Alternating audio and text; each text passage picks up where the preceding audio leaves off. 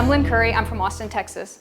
Growing up, my dad was in the military, so we kind of moved all around and ended up finishing up high school in a little town called Bryan, Texas, which is a little rural. I had been in DC before that, and hopped to Bryan, came out at 17, and my mom said, "You got to go. You can't stay here in Bryan. This is where A&M is. It's conservative. You need to go where people are a little more liberal."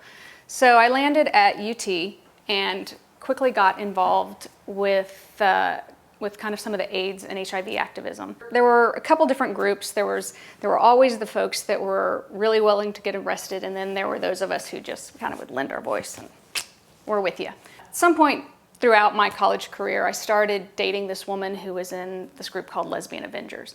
And these are the hardcore dykes. Like they were out there. They were ready to go down for their friends. They were ready to yell and scream and get arrested, and they loved it.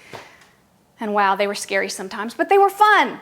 And I was dating this girl, and there was this protest at the Capitol. We go down there, and we're planning it the entire time. And they have all these things that they're going to do. They're going to be throwing things over the railing. They're going to be screaming when the politicians start saying something they don't want to say, what they don't want to hear.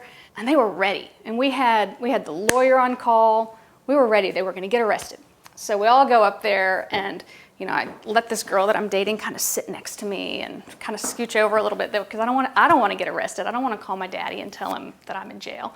So I kind of stay close enough to be involved, but far enough away that I'm away from it. So of course it all starts, and they get arrested, and we watch them get taken off, and we head down to the courthouse, and we get the lawyer in there, and we sit there in the courthouse, and I think we were there for, 3-4 hours while we waited for these guys to be released from jail. And we just sat there and we just talked.